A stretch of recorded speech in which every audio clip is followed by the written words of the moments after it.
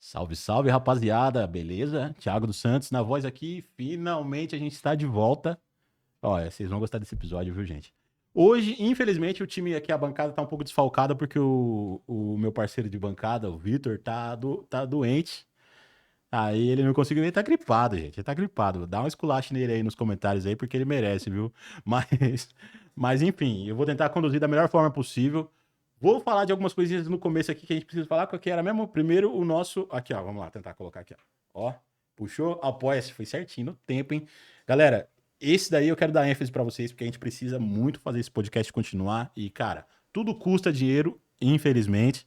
Se não for em dinheiro, o Luquinha aceita em massagem e eu não tô tendo tempo de fazer uma massagem nele. Então, a gente precisa muito que vocês ajudem. Mano, seja 50 centavos, qualquer coisa que vocês ajudar a gente, só pra gente conseguir fazer isso aqui rolar. Porque, mano, a gente tem muita ideia, muita gente pra trocar ideia.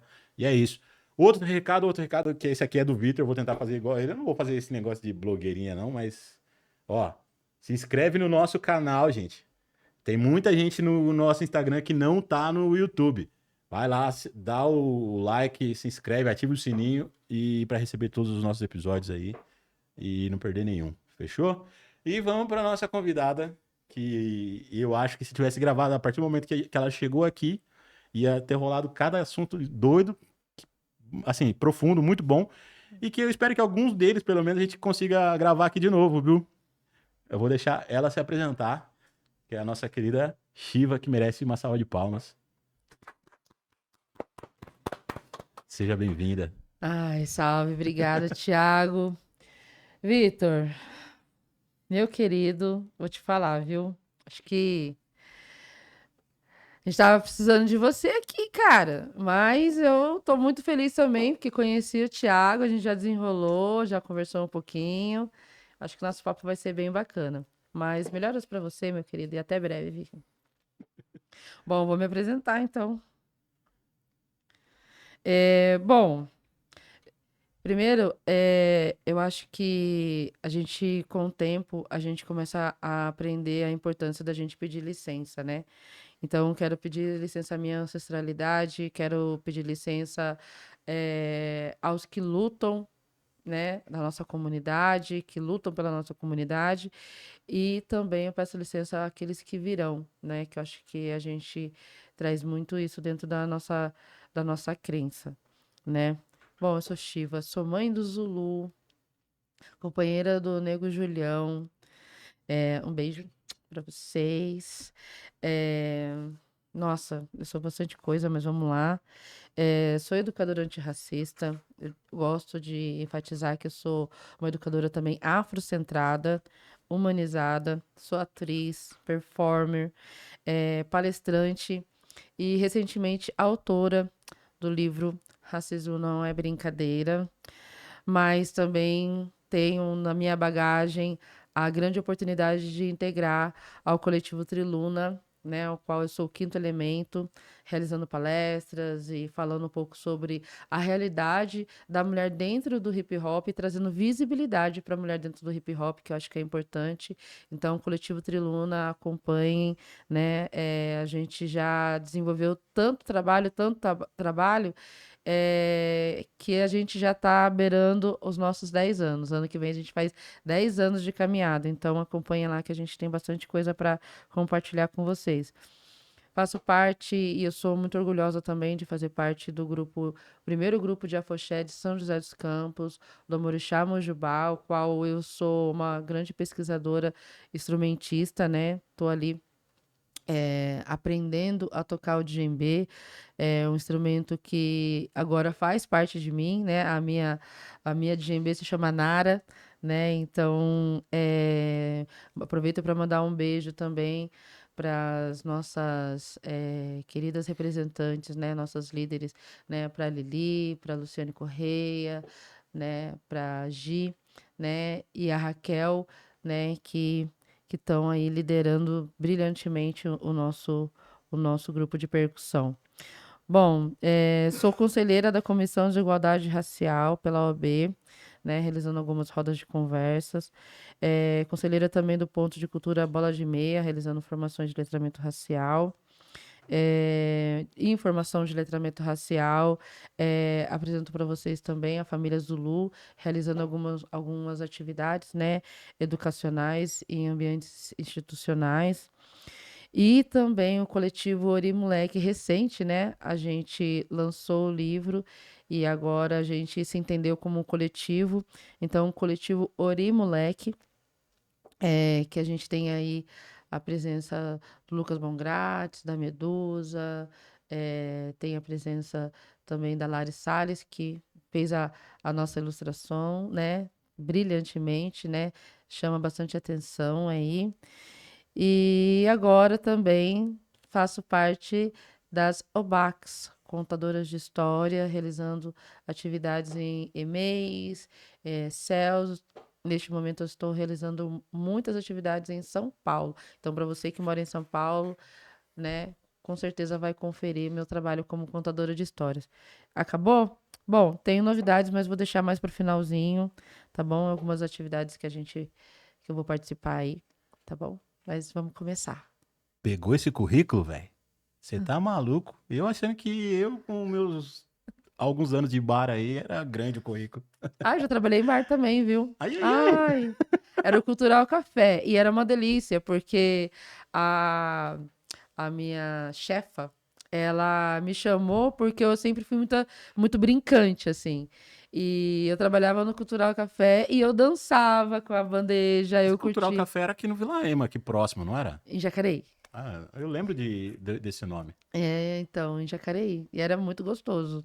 E lá conheci muitos artistas, enfim. Ai, ai, ai. Sempre me surpreendendo. Bom, primeiro, dois comentários. Dois comentários que eu achei muito. Bom, um que é um elogio, o outro é pra gente entrar na conversa. Primeiro que, assim, eu acho. Eu sou ateu, mas, assim, eu acho muito, muito bonito e muito profundo quando a pessoa fala: primeiro eu vou pedir licença. Sabe, a forma como a pessoa se apresenta, igual o nosso parceiro Everton lá chegou falando também. Primeiro eu preciso falar de onde eu vim, de quem eu vim. Sabe, eu acho isso muito bacana, Uhum, porque ancestralidade é respeito. A gente uhum, não é. Eu não sou o Thiago do nada, não apareci do nada, sabe? E independente de crença, mas é muito bacana. Eu acho isso muito. Eu preciso aprender a exercitar melhor essa introdução, a pedir licença, sabe? Eu acho isso uhum. muito válido, é muito importante pra gente. E o outro é, que nem você falou, que é uma educadora antirracista. Se você quer aprender, você é professor, professora, ou se você é aluno e quer que seu professor, professora aprenda a ser antirracista e ensinar isso nas escolas, porque é importante, a gente precisa. Cara, chama ela aqui e a gente vai falar sobre isso também. E como é que você faz isso? Como que as pessoas te procuram pra fazer isso? Bom, eu digo que eu sempre fui uma educadora antirracista, desde que eu me conheço por gente, né? Por conta da minha mãe, né? Do meu pai também, que antes da gente falar sobre letramento racial, então lá atrás, né?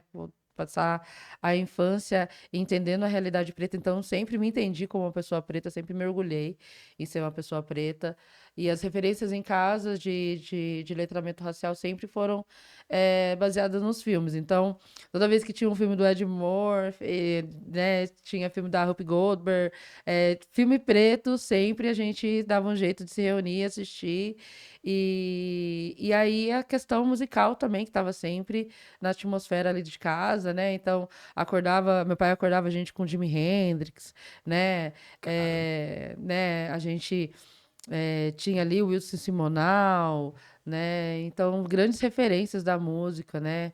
É, Elza Soares, né? Alice Brandão, né? A Alcione. Então, assim, crescer dentro desse universo é se tornar parte, né? Para mim, eu achava que o Paulinho da Viola era meu tio, né? Que Gilberto era meu tio, Gilberto Gil era meu Não, tio. o Paulinho da Viola, ele tem cara de tio, né? Ele De tio de todo tem. mundo. Nossa, mas é uma pessoa muito admirável, É, né? Eu queria mesmo que ele fosse meu tio de verdade, com de certeza. frequentar a casa e tudo mais.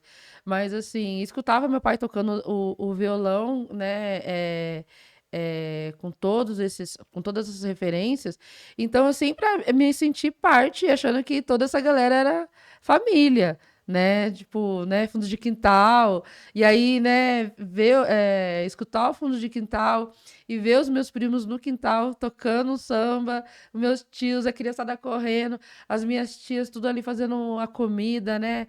Comida em grande escala, né? São os bandejões, né? As panelonas, né? Na casa da minha avó nunca foi panelinha, né? Sempre foi panelão, né? Isso eu digo a família por parte de mãe, né? Aqui por parte de pai, aí acaba tendo um outro contexto, né? E aí, assim, ter toda essa referência é uma bagagem, né? Crescer dentro desse universo não me colocaria num mundo diferente.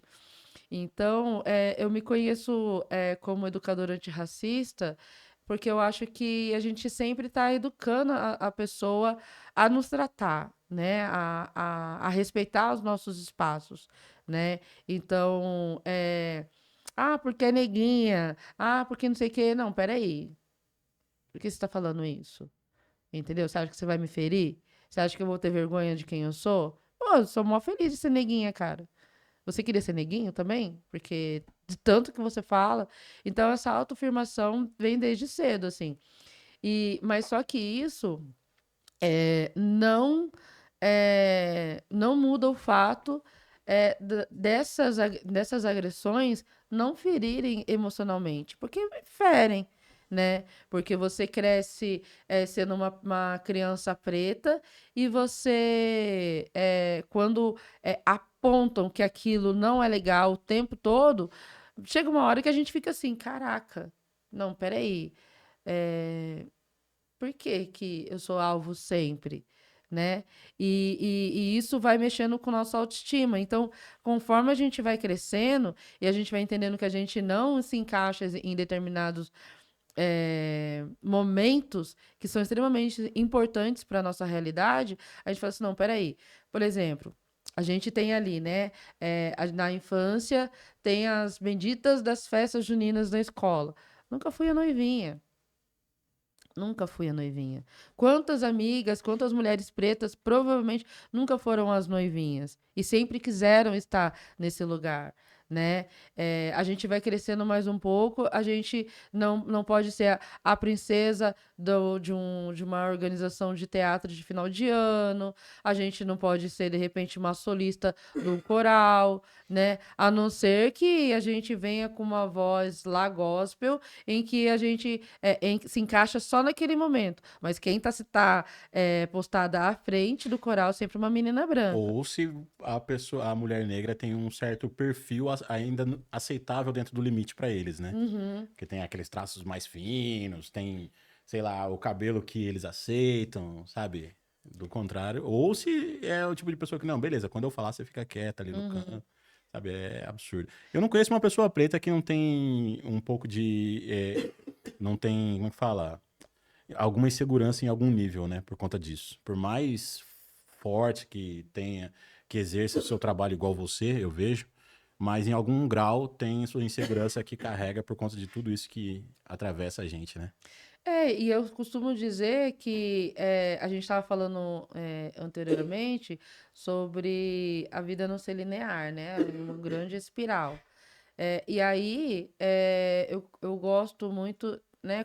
Quero compartilhar com vocês que como que a nossa realidade, enquanto pessoas pretas, a gente passa por dificuldades antes da gente nascer até a hora que a gente morre, né?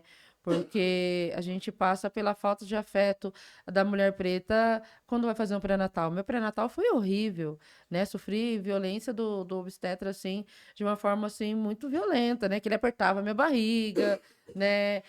Atrasava para as consultas, né?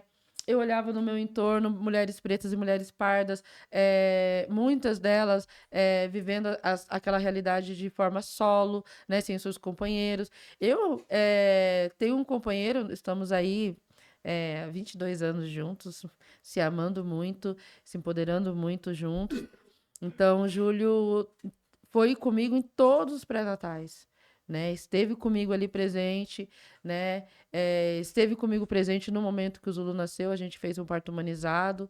Quero agradecer a Kátia, agradecer a Patrícia também e o projeto Roda Bebê do Bem, né, por ter proporcionado essa oportunidade de ter o Zulu de forma de parto humanizado, e que não é a realidade da nossa população negra, infelizmente.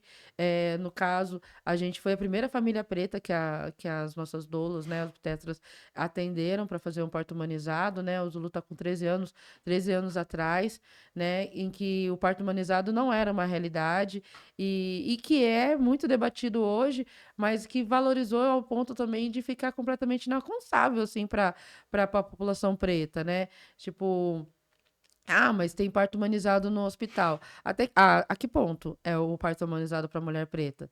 Na falta da anestesia, na falta da afetividade, na falta de acolhimento, de achar que a mulher preta é uma mulher forte, e aí É. essa mulher preta tem um filho, né?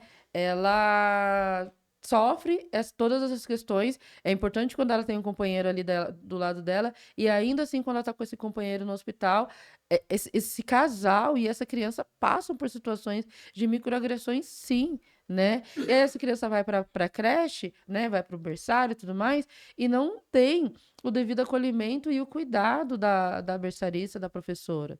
Porque a professora fala que ela não sabe cuidar do cabelo de uma criança preta, entendeu? Uma criança preta e uma criança branca, dentro de um contexto de irritabilidade, de repente, da criança não estar muito bem, a criança preta ela sempre vai ser criminalizada e marginalizada dentro do berçário, entendeu? Pode ser que uma criança branca tenha atitudes muito mais violentas, mas a criança preta vai sempre ser vista como uma criança que não tem jeito, né? E aí cresce, vai para a escola, tem a defasagem escolar, né? Porque acaba que a professora também não faz aquele acompanhamento devido, né? E aí começam aquelas questões, a criança começa, aí vem aquela violência direta, né? Que aquela criança não recebe aquele apoio, aquela atenção daquela professora. A professora sempre vai, Shiva, nossa, mas se você está generalizando. Não, eu fui uma criança preta, estou falando da minha realidade, com certeza o né? O Thiago também vai dizer aqui também que também passou por situações como essa. Se é você que é pessoa preta, que a gente está falando sobre isso, provavelmente você também vai entender a realidade do que a gente está falando. Cara, realmente a minha professora não dava tanta atenção. Nossa, realmente eu não participei de tal atividade na escola porque eu era uma criança preta. Sobre o racismo, é impossível não generalizar no Brasil. Porque o maior problema do Brasil que a gente vive, toda essa desigualdade, tudo, tá atrelado a um sistema que é o racismo. Uhum, E que nasceu da espinha dorsal do nosso problema, que foi o período da escravidão. uhum. Então, hoje, isso que você falou, o que fortalece isso? A gentrificação, de jogar os marginalizados para marginais, só para os lugares mais afastados. E qual é o tipo de escola que eles oferecem para gente? As piores, com professores mal pagos, mal instruídos. Mal remunerados. Então, Sim, sim. tipo, aí tudo vai ficando cada vez mais precário. E isso daí, pior, até mesmo lá nas marginais da cidade, piora para os negros. Até o branco que mora nas marginais, ele ainda tem uma condição um pouco melhor, porque a gente nasce estigmatizado de Uhum. que a gente é muito arteiro, que a gente é muito levado, que não presta atenção, tem déficit de aprendizagem, sabe? É tudo para fazer com que a gente fique sempre abaixo. A gente demora para receber os laudos, né? E, por exemplo, eu sou deficiente auditiva unilateral, 100%. E aí, recentemente, eu passei por um especialista que virou para mim e falou assim: Nossa, mas ninguém nunca falou para você que você é PCD? Aí eu falei assim: Não, você está perdendo de receber seus benefícios, porque uma pessoa deficiente no lateral 100% como você, se encaixa, né? Então eu vou começar a tratar você a partir de agora para que você possa receber seus benefícios e para que você possa, de alguma forma, ter esse acolhimento do sistema público de saúde. E eu, caramba, eu nunca passei, eu tô com 41 anos, né? Então, assim, não, nunca ninguém falou. Então, é, voltando um pouquinho lá dentro dessa linha, né, que a gente traz, né, desses traços todos da realidade da população preta, é isso, né? A criança, depois ali do ensino fundamental, né, vai passar pro médio, assim, começam as questões de autoestima, né? Porque a gente não é a menina preferida da sala, tem as benditas das listas que colocam, que nem às vezes nem colocam a gente. Eu sentava no fundão, né? Então eu ficava ali com a galerinha que fazia as listas, né? Os carinhas. Sempre andei mais com os meninos, né? Sou única de 3 meninos em casa. Então, essa realidade de andar só com os moleques sempre foi para mim, sempre foi natural, né? De trocar ideia, de sair para fazer um rolê, sempre curti muito sair mais com os meninos. E e tinha muito isso, né? De não conseguir, de alguma forma. Ih, tô fugindo aqui já do assunto aqui. Ah, são muitas coisas, né? Da lista, né? Da escola ali, né? Eu não estava encaixada na bendita da lista, porque eu era a chivão, né? E aí eu falei assim, cara. Aí eu me olhava no espelho assim e ficava assim. Eu não sou bonita, né? A famosa frase, né? E eu não sou uma mulher, né? Mas eu não tenho beleza, então eu nunca vou ser vista, eu nunca vou ser cortejada, eu nunca vou ser paquerada. Não, peraí, Shiva, né? E vamos fazer uma pequena adaptação. Você sim, você vai ser cortejada, vai ser paquerada, mas caso o carinha queira ficar com você, vai ser de forma escondida. Que é a realidade das meninas pretas, de ter que ficar com o carinha que ela tá super apaixonada e o carinha quer ficar de forma escondida. Eu passei por isso, você passou por isso, né? Então, e aí, essa autoestima vai, essa, né, baixa da autoestima vai colocando a gente em que ponto na sociedade depois que a gente se torna adulto? A gente vai procurar um trabalho e a gente não consegue esse trabalho, mesmo que a gente tenha uma boa pontuação, né? Eu tenho uma conhecida que passou em primeiro lugar, né, num processo seletivo do SESI, uma mulher negra, e ela não ocupou o lugar dela, né? A gente acabou de ver recentemente uma professora também Isso que, aí que né, foi fazer o doutorado dela, né? foi. E passou em primeiro lugar e teve aí a banca rechaçando ela, né? Se É, juntaram para anular o processo, né? anulou. E aí a gente fala da questão do como que a gente vai se unir de fato para a gente começar a lutar pelos nossos direitos, né? Que era uma das coisas que a gente estava falando também um pouquinho antes de começar a conversa aqui, né? O Mano, eu lembro que fizeram uma postagem fazendo essa comparação de uma fala do Mano Brown que você negro precisa ser 2 vezes melhor na sociedade, né? Aí como que você consegue? Porque às vezes você sendo 5 vezes melhor, porque ela foi 5 vezes melhor do que esses outros, aí eles conseguiram ainda se juntar pra acabar com o sucesso dela. Então, tipo assim, até onde eu tenho que me esforçar mais pra ser alguém, pra ser melhor? Porque não adianta, parece que todo esforço que eu faço, sempre eles vão se juntar pra que eu não consiga atingir o que eu mereço. E isso aí mexe muito com a gente. E acho que a gente está falando sobre uma coisa que começa hoje em dia, não sei, eu posso estar falando besteira, mas hoje em dia começa e acho que para acabar, eu sou meio utópico nesse ponto, mas eu acho que para acabar também tem que começar onde ele começa, que é o racismo. Começa, a meu ver, começa dentro de casa e nas escolas, que são os nossos centros de formação, onde a sociedade se forma, né? E eu acho que esse seu livro vai de encontro com isso, né? Uhum. Eu até queria falar um pouco sobre o livro mesmo em questão, de onde veio a iniciativa do livro e, e indicar também para. É claro que é um livro que é para todo mundo, mas eu acho que você deve ter uma inspiração para quem ele atinge mais, né? Uhum. Funciona mais. Bom, racismo na brincadeira surgiu de uma necessidade pessoal, de uma luta pessoal, né? O meu filho sempre foi muito cabeludo, e ele sempre gostou de garfar, né? O cabelo dele.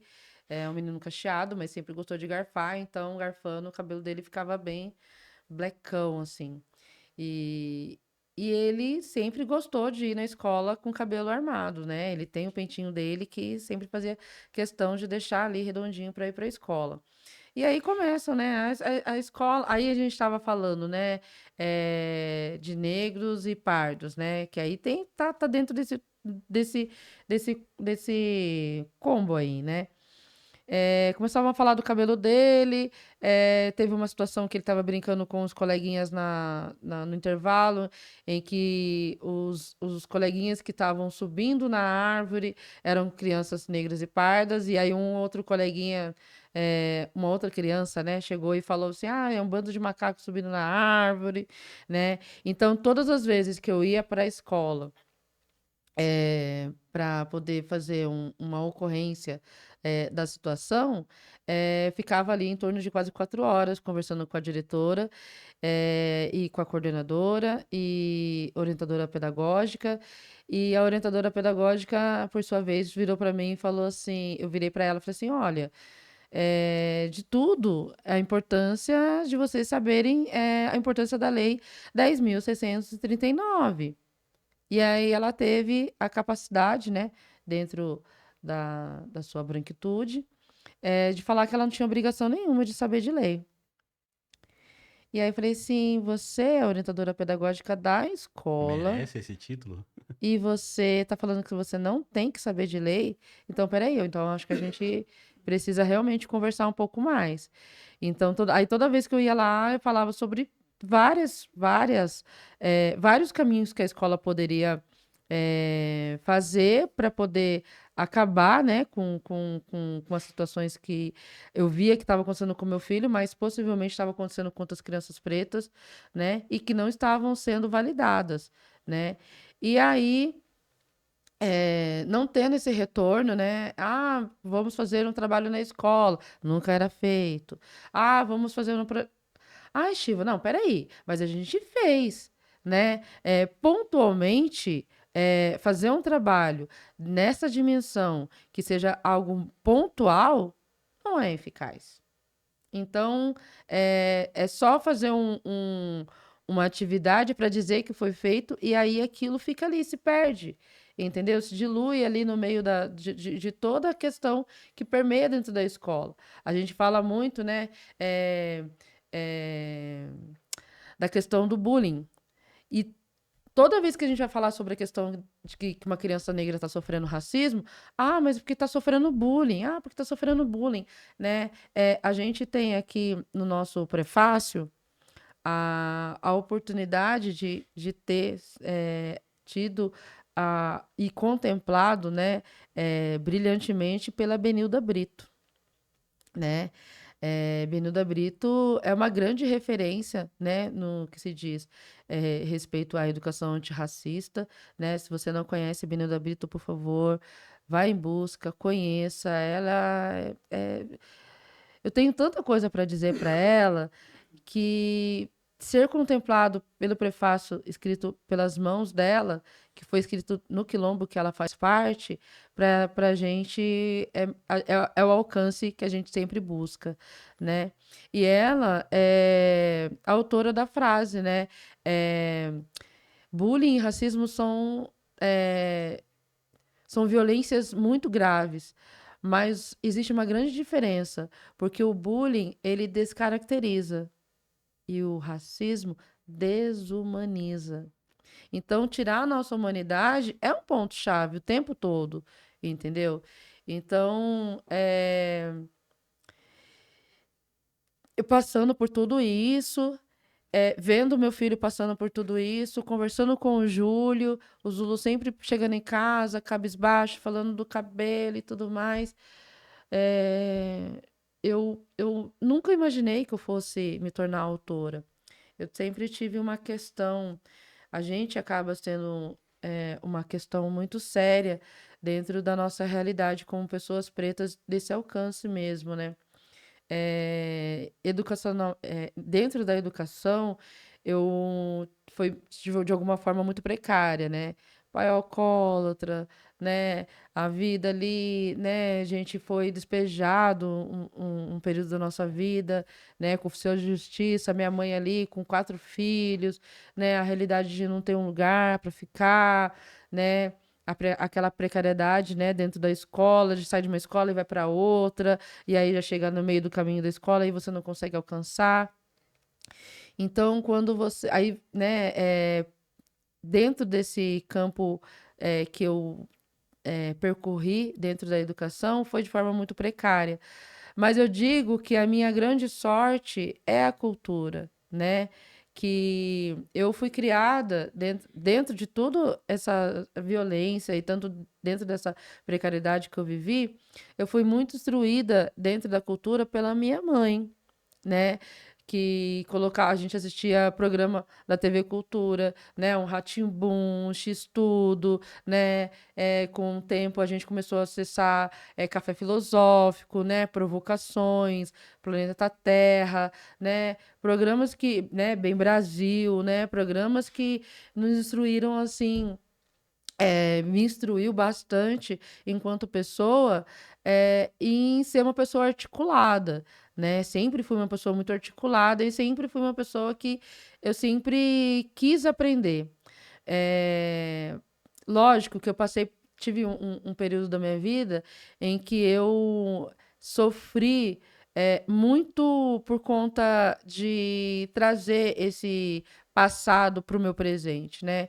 Assim, cara, mas eu não tive um estudo. Nossa, mas eu tenho dificuldade. Nossa, mas será que eu consigo? Será que eu não consigo? Né? A própria faculdade, para mim, foi bem, bem difícil, né? Porque fiz ProUni, né? A gente precisa reforçar aqui a importância das cotas, né? Porque eu fui cotista, né? Então, no ProUni, pensar que eu não poderia tirar uma nota baixa, porque senão eu ia perder a grande oportunidade da minha vida, né?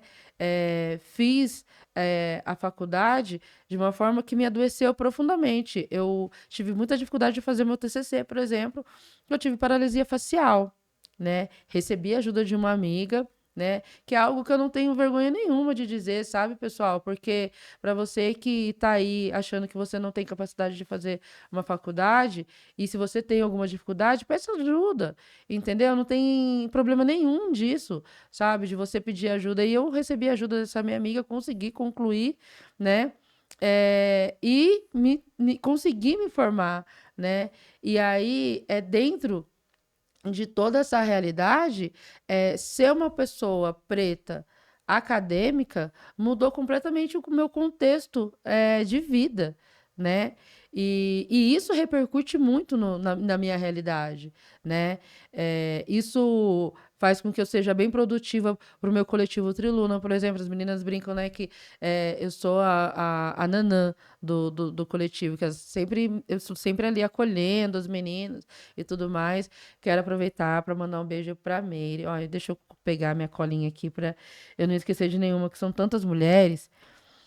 São tantas mulheres. Meire de origem, Ana Risada, Preta. Gente, ó. Esses nomes que eu tô falando aqui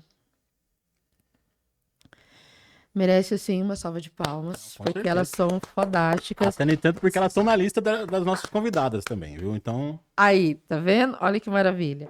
Então, voltando aqui. Meire de origem, Ana Risada, Preta Ari, Jaine Lima, Zadume, Gabi. A Gabi já esteve aqui, né? Assistiu a entrevista dela. Jéssica Salles, Aura Alves e a Dini.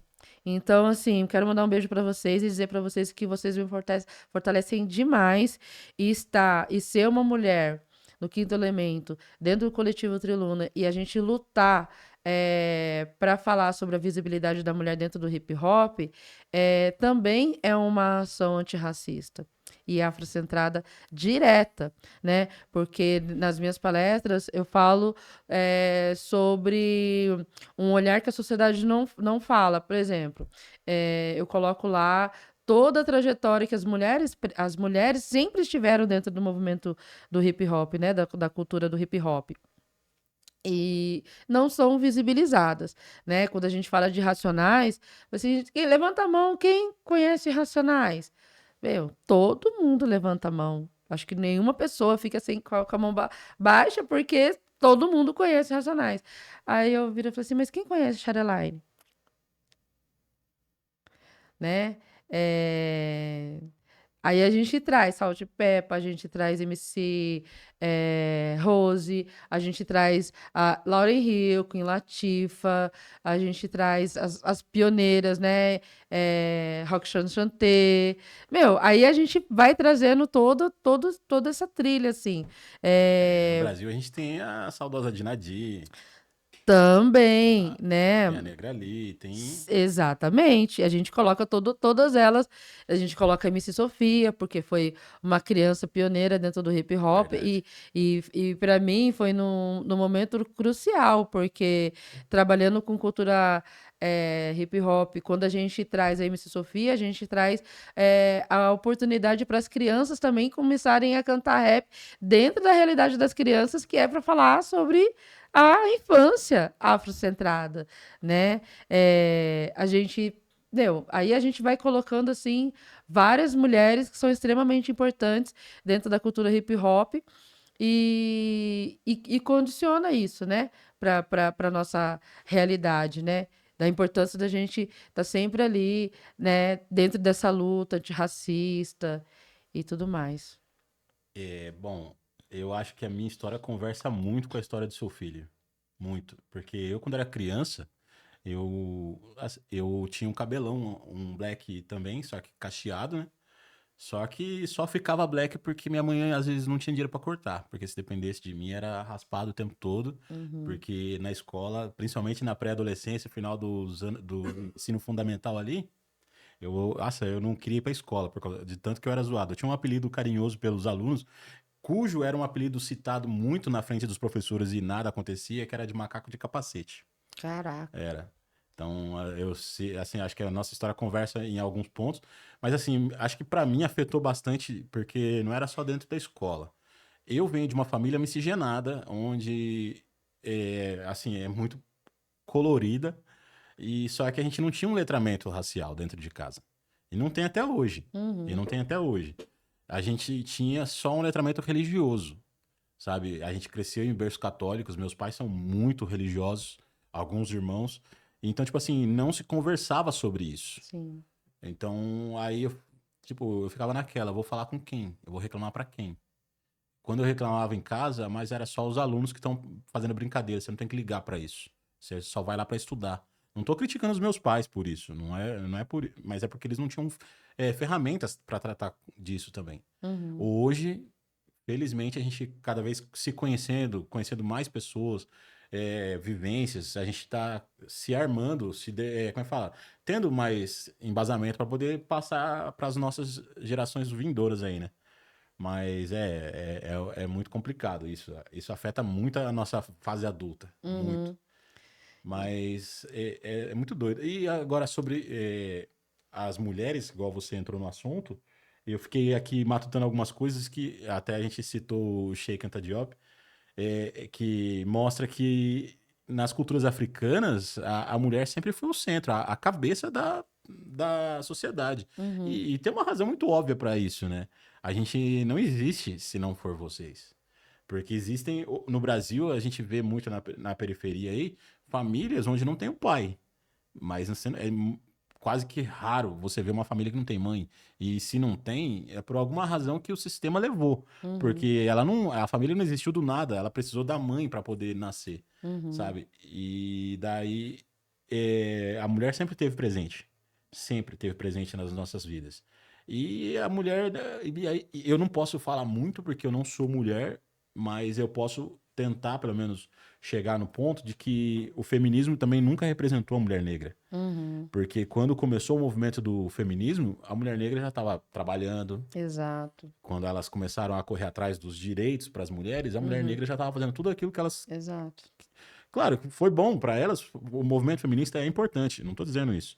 Só que não olhava para todas as mulheres. É, exatamente. E aí, dentro desse feminismo que a gente traz, eu, né, recolocando aqui, a minha dificuldade, né, de fazer a faculdade e tudo mais, né, estar dentro do quinto elemento, né, de ser uma pessoa pensante, eu nunca pensei realmente que eu fosse me tornar uma autora, né?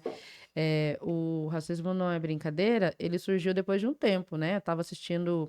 Eu fui acompanhar a ilustradora, a Lari Salles, com o projeto dela, do livro Quando Eu Crescer, que é um livro que fala sobre representatividade.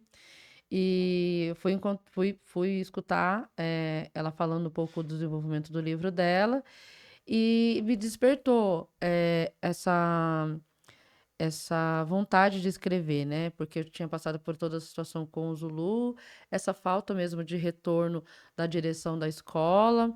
E aí eu fiquei um pouco assim, poxa, toda vez que eu vou na escola, eu dou uma palestra, toda vez que eu vou na escola, eu dou uma palestra. E aí eu queria muito poder escrever poesias, falar de plantas, que eu adoro, né? Falar também de política, falar de tantas coisas que são extremamente importantes. E aí eu me vi na necessidade de falar assim, nossa, você me despertou a vontade de escrever um livro. Então, a necessidade se fez, né? E eu e o Júlio, a gente fala muito que a gente organizou o nosso ódio, porque a falta de retorno da escola, a gente foi orientado, né, pela advogada Ada Aranha, e aí eu fiz as denúncias, né, no Conselho Tutelar, fiz as denúncias no 156, fiz a denúncia nos direitos humanos, né, fiz a denúncia também na Compir, né, e, né, de alguma forma, assim, não obtive um retorno, né? Minha família não obteve um retorno porque a escola, de certa forma, não elaborou um projeto para poder enfatizar isso, sabe? E aí, eu assistindo essa palestra da Lari, eu escutando ela falar, eu fiquei muito emocionada. Eu falei assim, nossa, eu tenho vontade de escrever um livro. Você agora me despertou a vontade de escrever um livro. E o livro, na minha cabeça, assim, já começou a, a digitar ali no meu inconsciente ali. E aí, como que nasce, né, o livro? A Lari, depois que eu faço essa fala, a Lari, ela com o livro se tornou uma animação, né, em parceria com o Lucas e a produtora. Ai, meu Deus. Bom TV Animações. Desculpa, Lucas, mas eu lembrei. Bom TV Animações. Eles criaram. O livro se tornou uma animação. E aí, nesse processo da animação, eu fui convidada para fazer a voz original da mãe da Aurorinha, que é a personagem do livro Quando Eu Crescer. Para mim foi um presente, né? E estávamos completamente em família, porque aí eu fiz a voz original da mãe da Aurorinha, a minha cunhada fez a professora, o Zulu fez a voz das crianças, junto com os primos dele, né? A Sara e o Madu, né? E aí a gente fez a animação. E a Lari é uma pessoa também que é importante você trazer aqui, porque ela tem um projeto magnífico de ilustrações e tudo mais, né? Então fica aí a dica também. E logo depois que a gente fez a animação, aí eu conversando com o Lucas, meu, eu também tenho vontade de escrever um livro, como é que faz e tal. E aí a gente conversou da possibilidade da gente escrever um livro. E aí mandamos o nosso projeto, que aí entra uma outra parte burocrática, que são os editais, né? E aí, bora participar de edital. E aí a gente mandou o projeto para um edital, não passou, mas não desistimos, né? E aí mandamos para a PNAB, passamos em primeiro lugar na PNAB, e aí a gente conseguiu escrever, né? O racismo não é brincadeira. Esse título ilustra bem, né, o que a gente quer dizer, né, sem dar muitas voltas, né? Racismo não é brincadeira e ponto.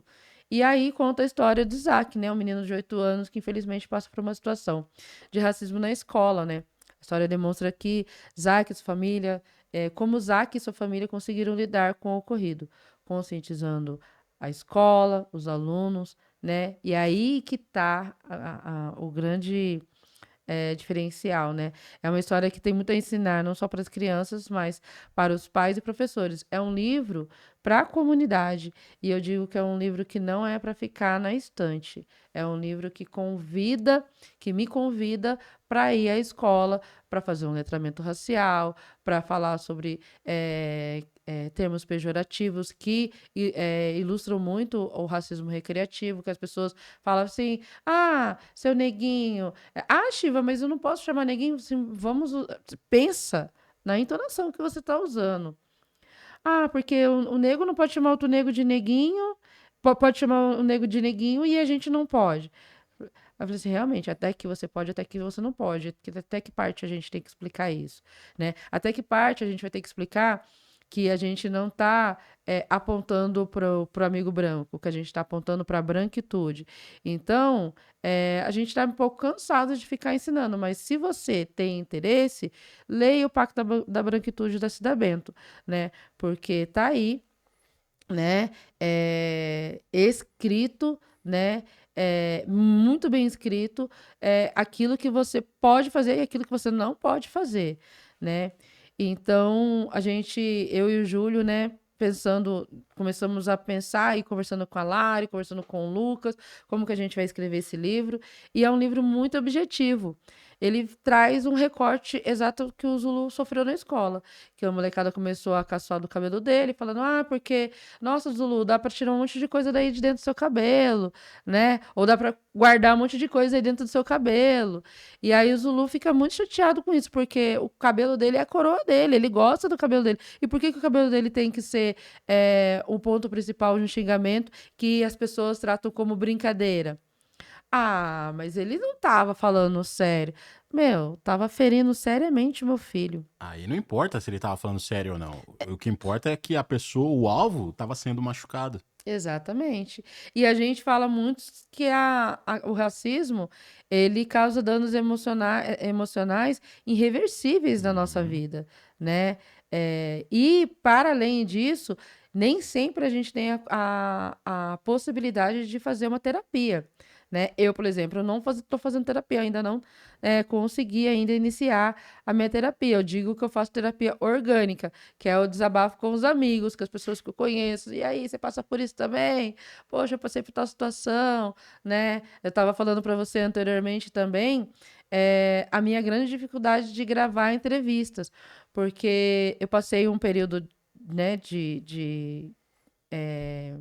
passado, né, recente, em que eu tive uma crise tão grande em estar diante das câmeras que eu tive até que, né, introduzir medicações, né, para eu poder conseguir lidar com essa grande dessa ansiedade, né, de não conseguir falar numa entrevista, porque existe uma grande responsabilidade nisso daqui, né? As pessoas que estão assistindo a gente, tudo que a gente fala aqui vai ficar eternizado, né? Então, a gente não pode cometer erros que podem, de repente, chegar ao ouvido de uma pessoa que está esperando que a gente fale aquilo que é importante sem erros, né? Então, é uma preocupação. Mas o gostoso de estar aqui no Pretinho Nada Básico é que a gente chega um pouquinho antes, a gente conversa um pouquinho, né? É gostoso, né? E fica orgânico, né? A gente está aqui batendo um papo como se a gente estivesse realmente em casa, tomando um Eu café. ia falar isso, que só faltou o café dessa vez. Dessa vez faltou, mas. Não faltou não, porque a gente vai combinar um café. Eu falo para os amigos, o Thiago, que a gente faz o cafeto. Ó, gostei. Cafeto. Vou aderir. É o cafeto, porque aí a gente faz ali, a gente, né, se reúne ali e a gente vai falar das nossas realidades e a gente vai também compartilhar a afetividade, né? Fazer um café na sua casa ou na minha casa vai aproximar o meu filho para brincar com a sua filha, né? A sua filha ter ali uma referência, né, de uma criança preta, né, de brinquedos, de literatura, os livros que eu tenho na minha casa, né? O ambiente que eu tenho na minha casa, que eu sei também que é o ambiente que tem na sua casa, a gente trocar isso é um aquilombamento regado de afeto. Então, quando a gente tomar o nosso café, que em breve será, que a gente, eu já fiz esse café com o Vitor, né? Aí, Sem vergonha. a gente fez o café com o Vitor e com a Tayla, e foi muito gostoso, e tá faltando fazer com o Thiago e com a Fernanda, e a gente já vai marcar. Com certeza. Acabando aqui, a gente já vai agendar. Aí é com a minha agenda ali, que tá ali. Como é que é? É, eu sou um pouco. É TDAH, gente. É TDAH, isso é complicado. Mas aí, o livro, ele tem também uma missão que é não ficar na prateleira, né? É convidar a autora para ir à escola para conversar sobre o livro, né? E fazer aí uma formação de letramento racial com os professores, com os gestores, na verdade, sim, com todos os funcionários da escola, porque não cabe que a educação alcance só os gestores e os professores, né?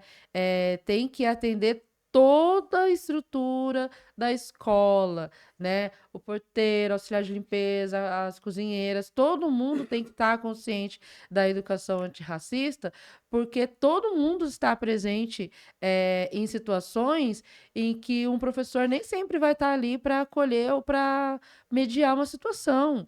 Né? Então, todo mundo tem que estar preparado, porque para não dizer que, eu não sei como resolver, ou a criança passar por uma situação e ficar completamente isolada, ou começar a regredir, né, na sua condição psíquica por questão dela ter passado por uma violência ali em que ela não foi acolhida. Eu acho que. Bom, o livro deve dizer melhor do que eu, porque por esse título, Racismo não é brincadeira, que nem você falou, é um título que por si só já é um slogan, né? É um slogan. Eu acho que isso é. Não sei, é que a gente está falando muito do ensino do antirracista nas escolas, claro. Mas como eu falei também, precisa começar dentro de casa. E eu acho que a gente peca muito, que a gente estava falando antes de começar a gravar também tanto, porque. Mas isso não é culpa nossa. Não estou dizendo que é culpa nossa, não. Porque esse assunto sempre só fica no nosso meio. O racismo é só a comunidade negra que conversa. Pô, quando que o branco vai se tocar que ele precisa começar a falar sobre? E vez ou outra aparece um ou outro aí que fala uma coisa bem pontual, bem bacana, até não vou tirar o mérito. Mas eles precisam falar cada vez mais. E dentro de casa. Dentro Mas de casa. aí, Thiago, o que pega um pouco é que a gente teve aí a fala da Djamila Ribeiro, e o livro, né? Lugar de fala, né? E aí a gente, né, trazer essa frase, né? Ah, porque você não tem um lugar de fala. Não, peraí. Vamos conversar então sobre isso. Eu costumo dizer que uma pessoa, Shiva, mas eu não posso falar porque eu não tenho lugar de fala. Não, peraí. Vamos conversar e vamos delimitar isso. Para mim, professor tem lugar de fala, porque ele é um educador que está alcançando a massa. Então, ele tem um lugar de fala. E a pessoa também, ela tem que entender o que ela vai falar. Porque às vezes contempla a gente e às vezes prejudica a gente muito mais do que se ela ficasse quieta.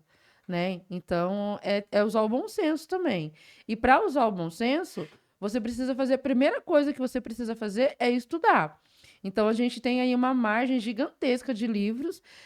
Se você não gosta de ler, tem podcast, né, mano a mano, tem vários podcasts, né, o Pretinho Nada Básico, né, se você acompanhar todas as entrevistas, vocês vão ver, né, a representatividade e as realidades de pessoas que estiveram aqui e trouxeram, todas elas trouxeram o teor racial como ponto-chave também da conversa, né? Então fica aí a dica, né? Então vai estudar, porque tem filmes, tem livros, tem podcasts, né? Não basta você vir chegar e falar que eu não sou racista porque eu tenho um amigo preto, eu não sou racista porque eu sou casado com uma mulher preta ou casado com um homem preto, né? Vale lembrar que quando fala isso, ele só tá enfatizando que ele é racista. De fato. Só tá colocando o carimbo ali. Eu acho que, com relação ao lugar de fala, precisa entender que, assim, o branco, ele não tem lugar de fala quando ele quer, como é que fala? definir quem é a vítima ou como é uma vítima do racismo. E isso ele não tem lugar de fala, porque ele nunca vai saber o que é passar pelo racismo, Uhum. sofrer o racismo. Mas ele tem o seu lugar, primeiro, para falar sobre como é a comunidade branca fazendo o racismo. Ah, mas eu não faço isso. Você não, mas você já viu algum igual a você fazer? Aí tem o E silenciamento todos, cômodo, né? e todos eles já viram. Uhum, Todos com eles, certeza. sabe? Então, E ele já tem reproduziram. e Uhum. ele tem, para falar isso, ele tá ali, ele pode falar. E outro, se ele não pode falar, ele pode escutar no momento e daqui a pouco é a sua vez. Espera, mas, sabe, ele precisa pôr a mão na consciência de que é um assunto importante. Uhum. Mas eu acho que isso aí é meio que humano, né? Porque a gente tende a não falar daquilo que não me afeta. Se é um problema que não me afeta, eu não faço parte da conversa, É, sabe? E isso, mas. eu quanto homem, por exemplo, Uhum. eu não vou falar sobre o problema que a mulher passa porque eu não passo. Só que tá errado, gente. Tá errado, a gente precisa enxergar isso. Assim, livros para falar sobre o assunto, para você aprender, não falta. E seja qual faixa etária for. Aqui tanto na estante quanto aqui na mesa, a gente tem exemplos disso. O livro que encaixa para eu apresentar para criança, pro adolescente, pro adulto, pra vítima ou algoz, sabe? A gente tem livros para todo mundo que quer aprender. Então, mas eu não gosto de ler. Aí, que nem você falou, tem podcast. E eu gostaria de indicar duas fontes aqui para pessoa que não gosta de ler ou talvez não tenha muito tempo. Um deles é um podcast que eu conheci quando a gente estava criando o nosso, que eu sou muito fã, que é o História Preta. Uhum. Nossa, é Você fala maravilhoso. direto, né? Falo, eu sou muito fã. Uhum. E o canal no YouTube do professor Flávio Muniz, que se chama O Caçador de História. Caçador de histórias, eu acompanho, muito Nossa, bom. é fenomenal. Eu acho, principalmente o Caçador de Histórias, vale muito para pessoa branca. Assista, escute, sei lá. Mas pra gente também a gente precisa, porque a gente precisa saber da onde a gente veio, porque senão a gente não sabe para onde a gente vai, para onde a gente vai. Exatamente. Mas você gostaria de acrescentar mais alguma coisa? Eu quero acrescentar que dentro de tudo isso que eu realizo, tem também, eu quero trazer também um pouco do Morixá, né? Do Morixá Muzubá, que é um grupo de afoxé aqui de São José dos Campos, que é um grupo de aquilombamento e em que as pessoas pretas podem estar ali tocando os seus instrumentos e levando sua ancestralidade, né? E a sua religiosidade para a rua, né? A gente vive numa cidade que é extremamente racista, né? Então a gente precisa se posicionar em todos os espaços, né? Seja na literatura, seja na música, seja enfim, né? Na saúde, né? Então para você, pessoa preta, que queira integrar ao nosso afoxé, fica aqui o convite, que a gente está sempre recebendo, né, pessoas para a gente poder colocar nosso bloco na rua.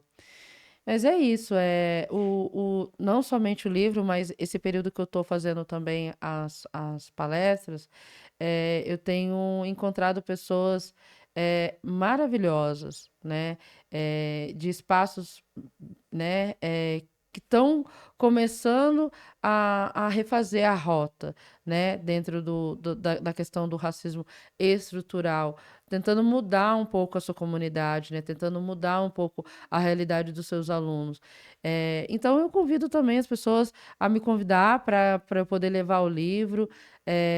Este é o meu primeiro livro.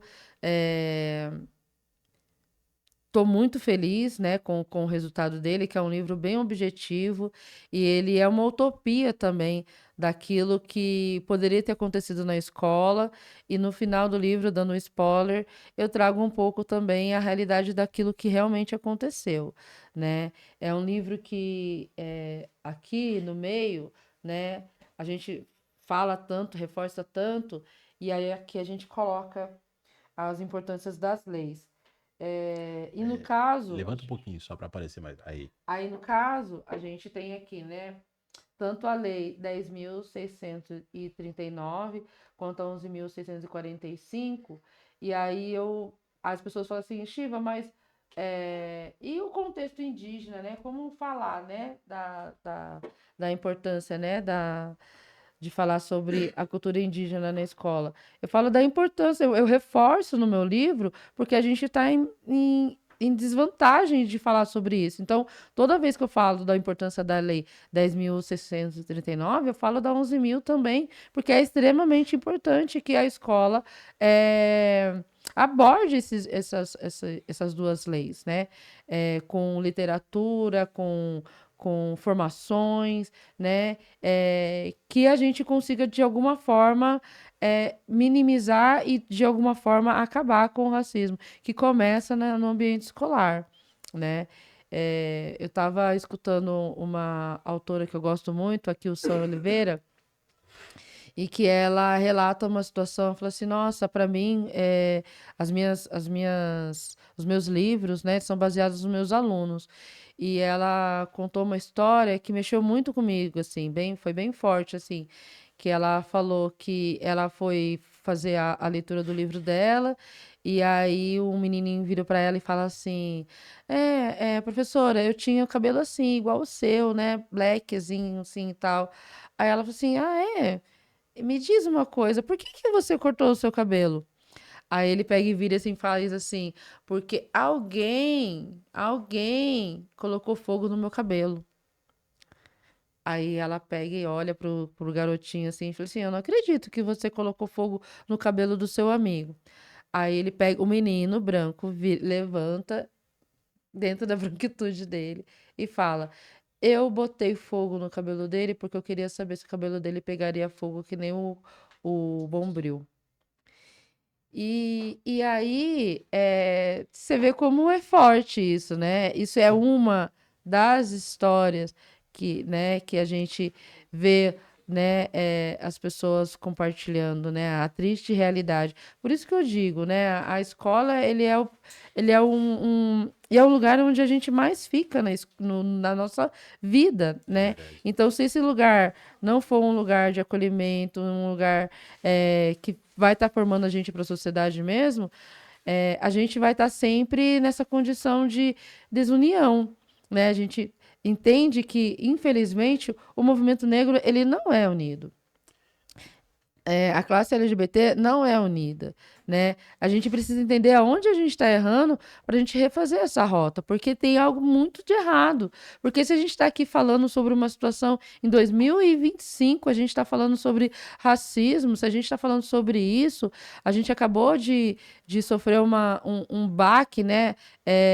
Estamos em luto, né, Tiago? A gente está em luto pelo ocorrido que aconteceu no Rio de Janeiro, né? Muito mais de 130 e poucas pessoas, né? Ah, mas por que matou o traficante? Não, peraí, né? A gente escutou a deputada Benedita falando que ela fez uma ação também, tanto no Complexo do Alemão quanto da Penha, em que ela não matou um morador, né? Então, que parte que a gente está acertando e que a gente está errando, né? Que parte do planejamento que as pessoas não entendem a importância do bendito do planejamento para poder, de fato, fazer com que esse tipo de ações não prejudique a comunidade. Mas, infelizmente, a gente sabe que essas brutalidades têm CEP e cor certa, né? Aqui em São José, a gente passa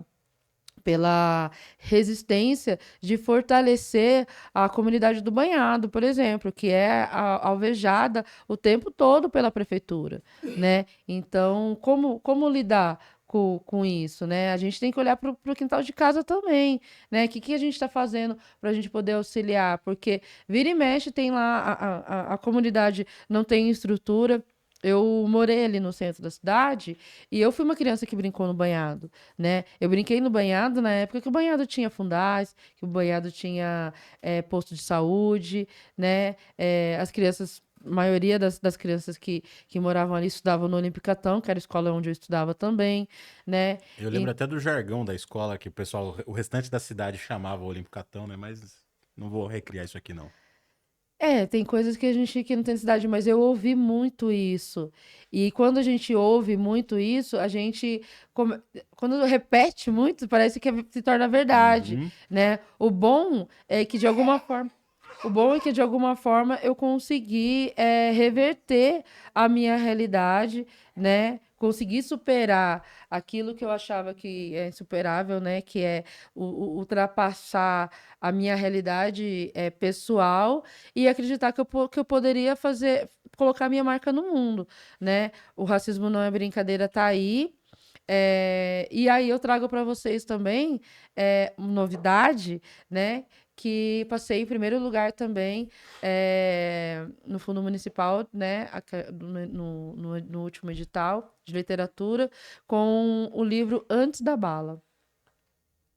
Nome forte, né? O Antes da Bala, ele vem falar sobre a realidade de famílias pretas que estão aí vivendo exatamente a realidade que eu estou vivendo agora, né? Meu filho está com 13 anos, está começando a pedir para sair de casa sozinho, né? E como que eu vou instruir meu filho a sair? A gente estava conversando, mantê-lo vivo, né? Em casa e junto com a gente é uma coisa. Agora, como lidar com ele ganhando o mundo, tendo autonomia de sair na rua?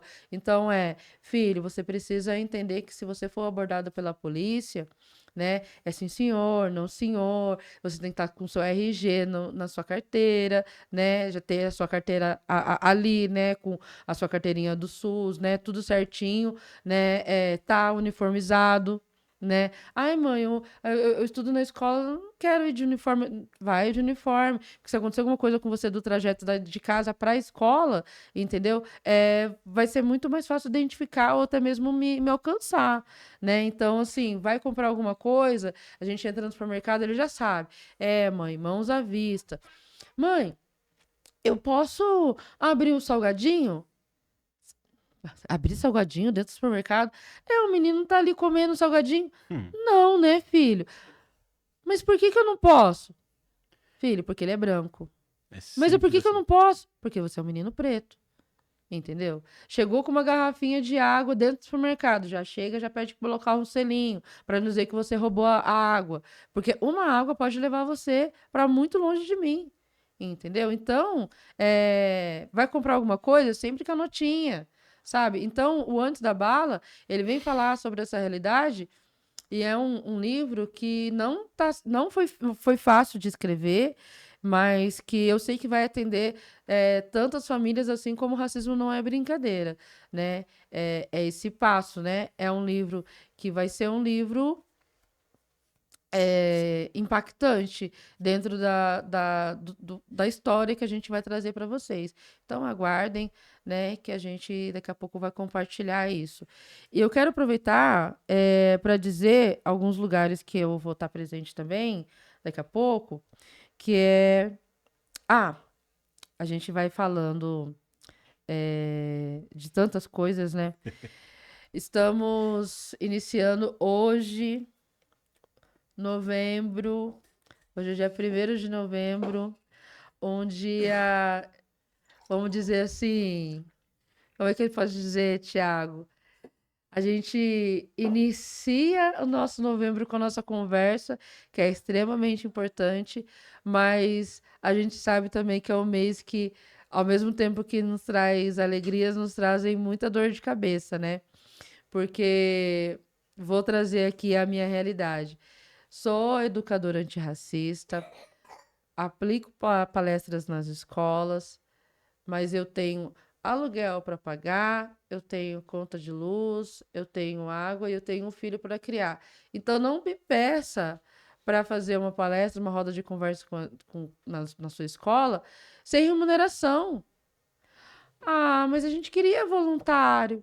Porque quando a gente quer trazer alguém que é badaladão na internet aí, o pessoal paga, né? Exatamente. Geralmente a prefeitura até paga. Uhum. Agora, quando é alguém daqui, aí não, aí é favor, né? Exatamente. Ah, mas, poxa, mas eu queria tanto que as crianças ouvissem você falar, mas a gente não tem recurso. E a gente sabe que tem recurso, tá, gente?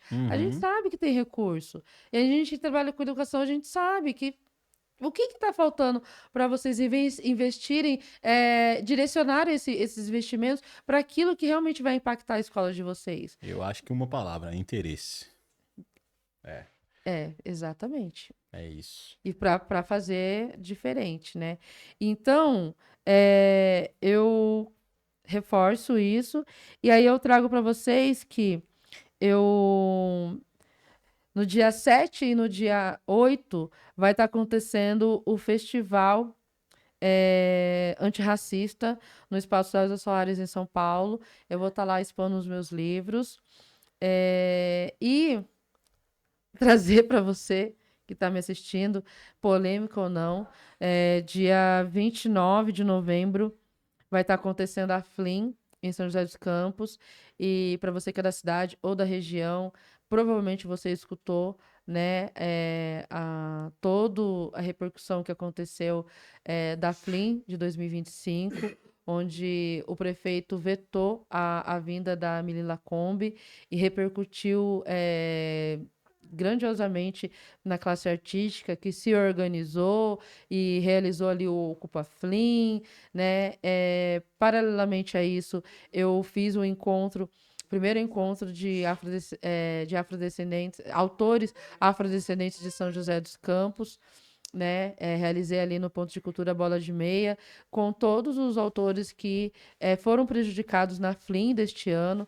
Então, a gente teve ali um encontro que foi maravilhoso, assim, no sentido da gente reforçar a nossa existência em São José dos Campos. Então, aconteceu. A gente fez uma ação paralela e aí, agora, recebi pela nova curadoria, né, do evento, né, fui convidada pela Zenilda Lua para participar dessa nova edição, né, da FLIM. E essa nova edição, ela tá dizendo aqui pra gente, né? Essa nova edição vai ter o tema. O anterior foi o Ubuntu, né? Somos porque nós somos. Eu não sei até que ponto, mas foi esse o, a frase, né, que motivou a última Flim. Eu digo isso, gente, porque Ubuntu sou porque nós somos, mas dava para contar no dedo os autores negros que estavam presentes. E agora a frase que destaca é: voam as palavras no Parque das Letras. Eu fui convidada pela Zenilda Lua e eu aceitei, porque eu sou uma autora iniciante. Para você que é autor e autora na cidade de São José dos Campos, sabe da importância de participar da FLIM. Eu fui selecionada, assim como outros autores também. A gente sabe como é difícil a gente estar em destaque em grandes atividades aqui na nossa cidade. A gente sabe quanto é difícil a gente estar no palco principal do Sesc São José dos Campos, né? Ali no palco do Sesc, só vem grupo de São Paulo. Dificilmente você vê um artista independente de São José dos Campos ali, né? Ouso lembrar que o meu companheiro Julião, assim, com outras pessoas, realizou ali um evento contemplando, né, os artistas independentes da cidade, né? Quando a gente vai falar de festival que está acontecendo também, a gente também não protagoniza de forma tão abrangente também, né? São remunerados e são exaltados muito mais as equipes que vêm de fora, mas aqui em São José dos Campos a gente tem artistas incríveis, né? Atuando aqui com a sua arte, né? Dentro da dramaturgia. E é isso, né? E aí tem aí o Parque Vicente Aranha, onde a gente vai ter a FLIM, né? Que vai acontecer no dia 28, 29 e 30. Sei que algumas pessoas vão boicotar, porque entendem, né, a necessidade de fazer isso. Eu estarei presente, resistindo, porque o meu livro, ele é mais do que um livro, ele é um ato de resistência e também é uma resposta da falta de retorno do Estado para com a minha família. Então, eu faço questão de enfatizar que eu estarei lá. Se vocês forem bem, se vocês não forem, eu estarei lá do mesmo jeito, porque artista independente e mulher preta e periférica, a gente precisa estar o tempo todo lutando para nossa permanência e que que o nosso trabalho, que as nossas realizações não sejam boicotadas. Então, é a minha autoafirmação dentro desse festival, né, que vai acontecer agora.